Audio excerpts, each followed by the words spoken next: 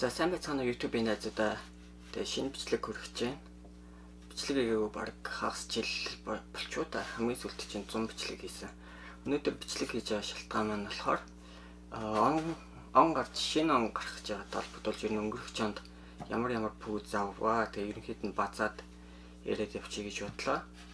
Тэгээ мэдээж ихэнх пүүзийг болохоор YouTube дээр ревю хийгээд оруулсан байгаа болохоор та бүхэн бас сонирхоод үзэхээр бол YouTube-ийн маань channel дотор байгаа шүү.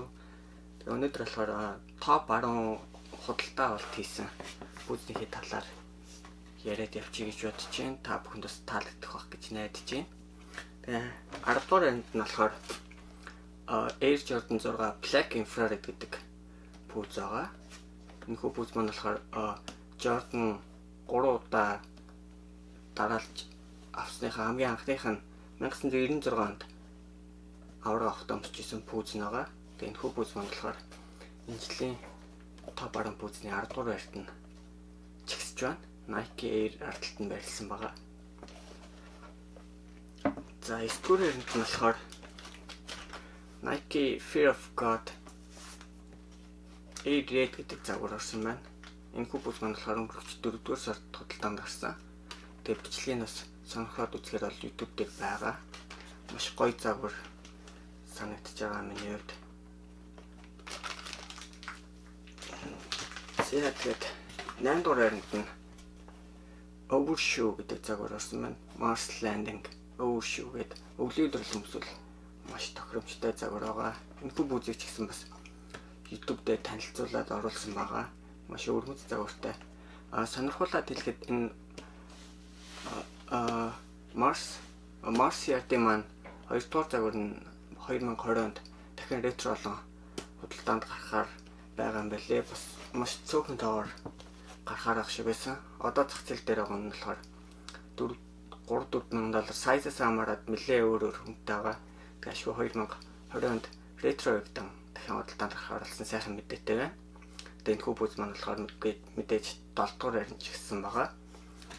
Тэгээд 6 дугаар байранд маань болохоор Nike Adapt BB 8 Mag гэдэг загвар орсон байна.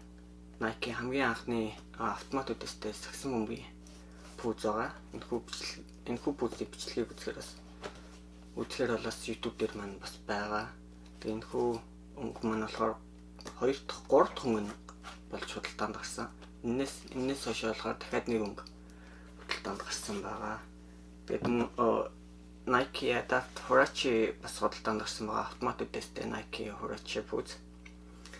За тэгээд номер 6-ад нь болохоор Air Jordan 1 SB Los Angeles to Chicago гэдэг загвар орсон маань. Энэхүү пүүзний маань хэвдвэл энэхүү Lakers-ийн өнгө нь арилгаараа ардталт нь Chicago Jordan 1-ийн өнгөтэй байгаа.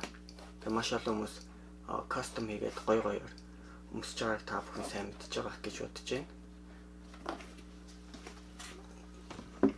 За тэгээд топ 5 пүүзтэй танилцахад тун орцсон байна. Тэгээд энэ жил 2019 онд хамгийн онцлог юм нь болохоор Nike Монгол залуутай хамтарсан анхны пүүз худалдаанд гарсан байгаа. Энэ Монголын одоо пүүзний хөгжилд маш үнэтэй хувь нэмэр оруулж байгаа. Тэгээд Монголын фэшн загварын чиг хандлагыг ч гэсэн өөрчлөгээд маш том түлхэж өгч байгаа болов уу гэж бодож байна. Тэгээд энэхүү пүүз маань мэдээж топ 5-д орсон байгаа. За тэгээд 5 дугаар байранд болохоор Air Jordan 4 Bread орсон байна. Миний маш дуртай пүүзнүүдийн нэг.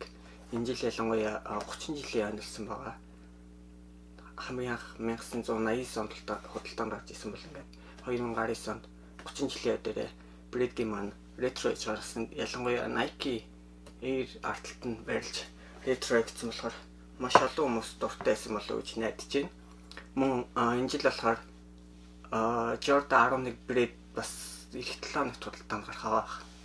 Тэгээ мэдээж би тэрийг бол лон гарсны дараа атлетээс л авъя гэсэн бодолтой байна. Ер нь атлет руу орчих болов гэсэн бодол төрж байгаа. Яг тэгвэл маш олон ширхэг худалдаанд гарч байгаа юм билээ. Сураг сонсоход 3 сая л гарч байгаа юм шиг байсан. Өмнө нь ч гэсэн Space Jam болон конкурсууд гарахад бүгдээрээ атлет руу орж исэн байгаа. Тэгээ би хоёулын нэр нь атлетээс авсан санагдчихэв. Тэгээд Space Jam дээр байгаа Concord нь одоо байхгүй. 11-ийн нэг сул тал нэг гадуур өмсөд одоо жоохон тохиромжгүй санагдаад байгаа. Ялангуяа гоё технологи гарсан хөл твтэйхэн маш олон пүүснүүд хахад Jordan 11 ялангуяа энэ хажуудал нь өндөр болсноос хойш өмсөд маш эвгүй санагдаад байдаг болсон байлээ. Миний хувьд 72-10 өндөр өмсөд айгүй гоё идвэсэн. Тэгээд Space Jam-ээс хойш жоохон тиймэрхүү болцсон. За тэгээд дөрөвдүгээр нь маань болохоор бүтээж Air Max 1 Батарчин гэдэг Монгол залуу Темка гэдэг Калифорни мужид байдаг залуугийн Nike хамтран гаргасан Nike ID Батарчин гэдэг нэртэй бүүз орсон байна. Би LED өмссөн байгаа. Хол мол нь маш шаралцсан. Энэ жоохон дээдлийнх нь илгэн материалтай болохоор Монголын нөхцөлд өмсөхэд баг зэрэг тиймэрхүү юм байлээ. За тэгээд 2019 онд худалдаа авалт хийсэн топ 3 бүүз рүүгээ орох гэж байна. Тэгээд 2018 онд ч юм болохоор ямар бүүз байлаа. Instagram дээр 2018 оны болохоор зургаар байгаа. Тэгээд инжилээс эхлээд ингээд бичлэлээр ивэл бас зүгээр юм болоо гэж бодоод бичлэг оруулж байгаа. Тэгээд та бүхэн бас таалагдвал лайк дарахаа бити мартаарай. Тэгээд 3 дугаар харинд болохоор Nike Air Force Virtual MCA гэдэг Air Force орсон байна. Энэ хүү бичлэгийг бас хэрхэн авсан талаарх влог YouTube дээр байна байгаа. Маш гоё юмсэг бүүддэг, маш цөөхөн тоогоорч гарсан.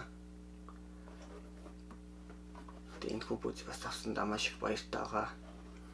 Энэ хүү бүүдний бас нэг өөр нэг артисттэй хамтран гаргасан загвар нь манай энд нэг 25 хэрэг гарсан байсан. Тэр нь болохоор бүр үнэтэй 6-7 мянга хүрсэн байсан. Тэр энэ арай авч чадаагүй. Энэ хөлбөрийг нь авсан байгаа. За тэгээд 2 дугаар харинд болохоор Air Jordan 1 Travis Scott Cactus Jack орсон байна. Энэ хүү бүүз маань бол ер нь 2019 оны хамгийн шилдэг бүүзээр нэрлэгдэх болов гэж бодож байна. Комплексийн санал асуулгаар ч юм уу ер нь хүмүүсийн хандлагыг хараад хаад Travis Scott-ийн Jordan 1 ер нь хамгийн шилдэг 2019 оны бүүз болохоор үлээ. Надад ч гэсэн маш их таалагдсан. Travis Scott-ийн Nike-тэй хамтарч байгаа бүүзнүүд ер нь маш их амжилттай байгаа, маш хайптай байгаа. Миний хувьд маш их өндөр үнэрж байгаа бүүзнүүд байгаа. Тэгээ миний хувьд харамсалтай нь Air Force-ыг авч чадаагүй. Мөн Jordan 1 логоноос авч чадаагүй байгаа. Тэгээ сүүлийн бүүзнээс жоохон холдож эхэлж байгаа гэж хэлж байна.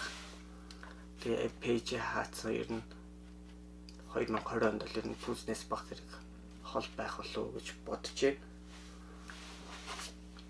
За тэгээ өнгөрсөн оны хамгийн шилдэг бүүз миний хувьд бол Air Jordan 1 Fearless гэдэг энэ бүүз орсон байгаа. Надаа өнгөний материалын бүх зүйл нь маш их таалагдж байгаа. Тэгээд бүүзний маань хайрцагч гэсэн маш гоё байсан. Тэгээд энэ бүүзийг болон Бадарчин бүүзийг YouTube дээр танилцуулга гэж амжааг байгаа. Тэгээд одоо яриад явчих гэж бодож байна. Тэгээд энэ хүү Fearless маань маш олон бараг 6-7 ширхэг өөр загвараар гарч байгаа. Тэрний нэг нь энэ хүү өнгө. Тэгээд яг энэ өнгөнийхөө ижил арьсан загварын 2020 онд Чикагод болох All-Star гарах байсан санагдаж байна. Тэгээд 2020 онд ялангуяа Чикагод амьдарч байгаа монголчуудын мандавд маш гоё болох болов гэж бодож байна. All-Star Game болон тэгээд All-Star Game-ийн хүрээнд маш олон гоё пүүзнүүд гарах сураг ихнээсээ гарцсан байсан. Тэгээд би бас яг авах үгүйгээсээ хэлж мэдэхгүй нэр нь эрхэн пүүзнээс баг зэрэг хол байх болохоор тэгээд хэрвээ авал бас нэг боломж олдвол ингээд бичлэг хийгээд оруулах гэж найдаж байна. Тэгээд намайг дэмждэг бичлэгийн маань үздэг пэйжтэй маань хамт байсан хүмүүстээ маш их баярлалаа гэж хэлмээр байна. Пэйж маань 3 жил ажиллаад тэгээд саяхан нэг 2-7 оны өмнө хаагдсан байгаа. Тэгээд одоо ер нь пэйжээ нэг хэсэг дээр нь ажиллуулах байх гэж бодож байна. Тэгээд асуух зүйлүүд гарвал бас Instagram хуудас руу маань DM бичээд холбогдох боломжтой байгаа. За тэгээд ирээдүйд бичлэг хийвэл тэгээд ирээдүйд их бичлэгтэй уулзлаа. Түр баяртай.